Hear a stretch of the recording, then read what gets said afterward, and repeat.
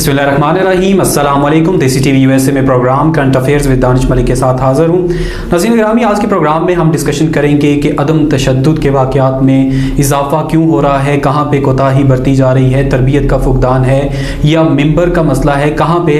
तो आपको बताएं कि सियालकोट का वाक़या जो कि अब तक कौम, बल्कि अगर बात की जाए श्रीलंका की भी, तो वहाँ पे भी ऐसा ही है कि वो अभी तक उस साने से निकले नहीं। और पाकिस्तान की अगर बात की जाए, और अगर पाकिस्तान के हुकूमत की सतह पर देखा जाए तो ना सिर्फ इस वाक़े पर भरपूर एक्शन लिया गया, बल्कि अगर हम आपको बताएं कि जो ताज़ा तरीन अपडेट हैं कि मलिक अदनान, जिन्होंने बचाते हुए उस जो मैनेजर था प्रियंथा कुमारा को बचाते हुए ख़ुद भी वो तशद्दुद का शिकार हुए, और वो बचाने की उन्होंने भरपूर कोशिश की, गो कि वो इसमें नाकाम रहे। लेकिन एक उनका एक अहसन इक़दाम था, और एक पाकिस्तान का एक समझ लें कि मुस्बत पहलू भी उससे उजागर हुआ, और पाकिस्तान की जानब से, हुकूमत पाकिस्तान की जानब से, वज़ीर-ए-आज़म की जानब से ऐलान किया गया है कि तमग़ा शुजाअत से नवाजा जाएगा। और पंजाब हुकूमत की बात करें तो 10 दिसंबर को जो इंसानी हकूक़ का आलमी दिन मनाया जाता है, उसी दिन इंसानी हकूक़ का एवार्ड अदनान मलिक को दिया जाएगा।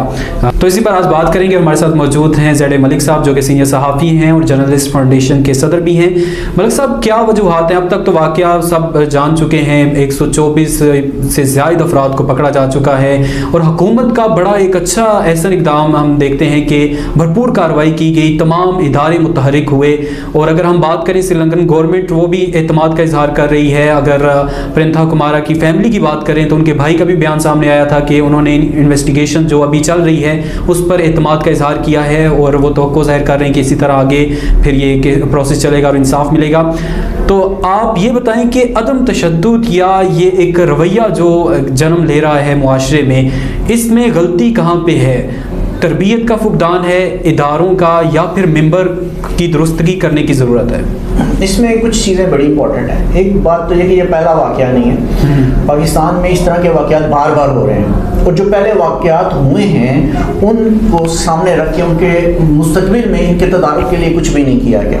यानी देखें, जब भी किसी भी मुआशरे में या किसी ऑर्गेनाइजेशन में ले लें या किसी रियासत में ले लें जहाँ पे इस किस्म का कोई वाक़या होता है जो इस तरह इंसानियत सोज होता है, या इस तरह का कोई मामला होता है जिसको आप बहुत हद तक फ्यूचर के लिए अपने ख़तरनाक कह सकते हैं, तो उसके सदैव के लिए, उसके तदारुक के लिए हमेशा काम किया जाता है, उसके लिए प्लानिंग की जाती है, उसके लिए थिंक टैंक्स बैठते हैं और देखते हैं कि उसको कैसे किया जाए। जब पिछले वाक़यात के ऊपर कुछ नहीं किया गया जो इससे पहले हो चुके हैं, आपको पता है कल अदालत ने एक फैसला सुनाया है जिसमें जो केपी में एक प्रोफेसर थे, उनको उनके स्टूडेंट ने सिर्फ इस बात के ऊपर कत्ल कर दिया था। उसका इल्ज़ाम ये था कि जी ये जो थे वहाँ पे एक सालाना फंक्शन होने वाला था यूनिवर्सिटी में, और वहाँ पर उन्होंने जो तालिबात थी उनको कहा कि वहाँ पर आप कोई म्यूजिकल और इस तरह का प्रोग्राम करें, जी ये इस्लाम में मना है।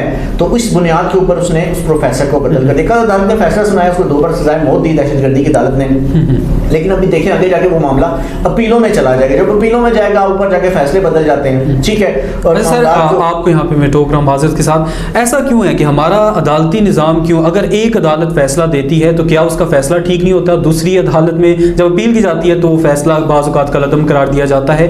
तो इंसाफ का ये डबल स्टैंडर्ड क्यों नजर आता है? नहीं, डबल स्टैंडर्ड हम इसमें नहीं कह सकते। अदालत कुछ और भी बहुत सारे अमूर और बहुत सारी चीज़ें देखते हैं, जिसको देख कर फिर वो फैसला किया जाता है। लेकिन असल जो चीज़ यहाँ पे है कि उसको लेट होना, जितनी चीज़ें लेट होती जाएंगी उतने एविडेंस और चीज़ें जो होती हैं इम्प्लीमेंटेशन जल्दी होना चाहिए। जी, उसमें फिर बहुत सारे मसाइल पैदा होते हैं। अच्छा, अब बात करने से मुराद ये है कि हमें ये देखना पड़ेगा कि हुकूमत ने पिछले वाक़यात के ऊपर कोई पॉलिसी नहीं बनाई। अब जो कि पहले वाक़यात में वो सारे लोकल थे, लोकल लोग मारे जाते रहे, लेकिन फर्स्ट टाइम ये हुआ है कि एक दूसरे मुल्क का बंदा जो है, दूसरे मुल्क का शहरी मारा गया। तो इसको इंटरनेशनली भी बहुत बुरा रिस्पांस पाकिस्तान को मिला है, लेकिन पूरी दुनिया में। और मैं आपको एक और बात बताऊं कि दुनिया के कई जो ममालिक हैं उन्होंने पाकिस्तान में इंसानी हकूक के जो है उसके ऊपर तहफ़्फ़ुज़ात का विज़ार करना, बिल्कुल यूरोपीय यूनियन पामाली हो रही है इंसानी हकूक की। ये एक इंतहाई बैड सिचुएशन है, इंतहाई बैड। इंटरनेशनली पाकिस्तान का जो यानी कि चेहरा सामने आ रहा है वो एक बहुत एक्सट्रीमिस्ट, जिसको पहले ही पाकिस्तान को एक्सट्रीमिज्म की बुनियाद के ऊपर और इसको सामने लाकर पाकिस्तानी रियासत के ऊपर बहुत सारे सवालात उठ रहे थे। पाकिस्तान पहली ग्रे लिस्ट के अंदर था।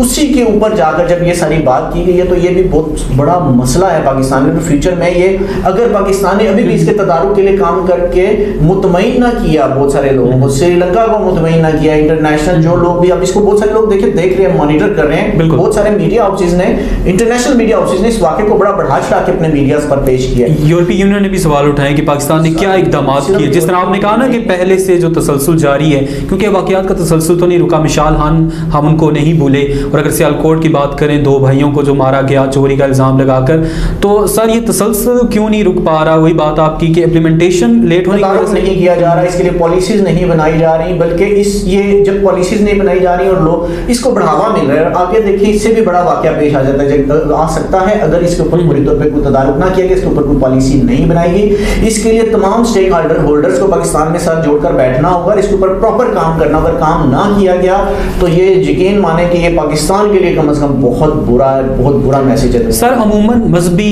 لبادہ اوڑھ کے یہ کارروائی ہوتی ہے. اگر مشال خان کے قتل میں دیکھیں, اور اگر آپ یہ پرینتھا کمارا کے واقعے پہ دیکھیں, تو ہمیں مذہبی ایک نظر آتا ہے, مذہبی کارڈ کھیلنے کا ایک جو ہے وہ نظر آتا ہے. تو اس میں ممبر کا کیا کردار ہے؟ اور اگر میں آپ سے سوال کروں کہ اگر جہاں تک میری نالج ہے, میں اپنا ایکسپیرینس شیئر کروں اب تک کا, کہ مجھے نہیں یاد پڑتا کہ کسی مسجد سے مولوی صاحب نے خطبے کے دوران یہ کہا گیا ہو کہ اگر کہیں بھی کوئی توہین رسالت کا اگر واقعہ پیش بھی آتا ہے, کیونکہ ابھی تک تو یہ جو ان پہ الزام لگا ہے وہ تو ابھی تک غلط ثابت ہوا ہے. فیکٹری کے خود ہی ملازمین میں سے کہا جا رہا ہے کہ ایسا کچھ نہیں, بلکہ اگر ملک عدنان کی بات کریں جو اسی فیکٹری میں مینیجر ہیں, ان کا تو کہنا تھا کہ یہ تو اردو نہ بولنا جانتے تھے, نہ لکھنا پڑھنا جانتے تھے اردو کے حوالے سے. تو یہ بھی ایک الگ بحث ہے. لیکن اگر ہم بات کریں کہ توہین رسالت کا کوئی مرتکب ٹھہرتا بھی ہے, الزام اس پہ لگتا ہے, تو قانون کو ہاتھ میں لے لینا, یعنی آج تک میں نے نہیں سنا کہ کسی مولوی نے مسجد سے یہ اعلان کیا ہو کہ یا خطبے کے دوران کہا ہو کہ اگر ایسا کوئی واقعہ ہو تو قانون سے مدد لینی چاہیے.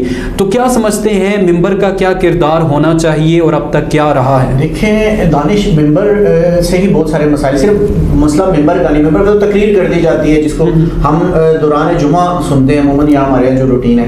اصل جو چیز ہے علماء کرام جو ہیں وہ ان کو سر جوڑ کے بیٹھنا پڑے گا, تمام مسالک کے ان کو دیکھنا پڑے گا کہ کہاں لوپ ہولز ہیں, یعنی لوگوں میں جو اویئرنیس ہے مذہب کے بارے میں, یا لوگ مذہب کو جتنا جانتے ہیں وہ اس لیول پر نہیں جانتے جس پہ انہیں پتہ لگتا ہے کہ نبی کریم صلی اللہ علیہ وسلم کا کردار کیا تھا, یا اسلام کی بنیادی تعلیمات کیا ہیں. نا آشنائی جو ہے ان کو صرف ہائپر کر کے اپنے مختلف مقاصد کے لیے مختلف طبقوں کی طرف سے استعمال کر لینا اصل میں یہی بگاڑ کا باعث بن رہا ہے, اور اسی کے اوپر کام کرنا پڑے گا. یعنی علماء کو چاہیے وہ مولوی حضرات یا جو بھی اپنے ان کے ہیں, یعنی آپ جس طرح کہہ رہے ہیں نا کہ جمعے کا خطبہ بڑا اہم ہوتا ہے, تو اس میں اس چیز کو کیا بیان کرنا چاہیے, عدم تشدد کے جو واقعات بڑھ رہے ہیں جمعے پہ بیان کر دینا کافی نہیں ہوگا. ہمارے یہاں جمعے والے دن آدھی تقریر تو عربی میں کر دی جاتی ہے, خطبہ عربی میں دے دیا جاتا ہے, بہت سارے لوگوں کو سمجھ ہی نہیں آتا, اور جو تقریریں کی جاتی ہیں وہ بھی صرف جو ہے میں نے دیکھا کہ وہ صرف واقعات ماضی کے بیان کر دی جاتی ہیں, انسانی حقوق پہ. یہ سر یہ اس طرح نہیں چلے گا, اس کے اوپر پوری اسٹریٹجی بنانی پڑے گی, اس کے اوپر پورا جو ہے اس کے اوپر ایکشن پلان کی بیٹھنا پڑے گا,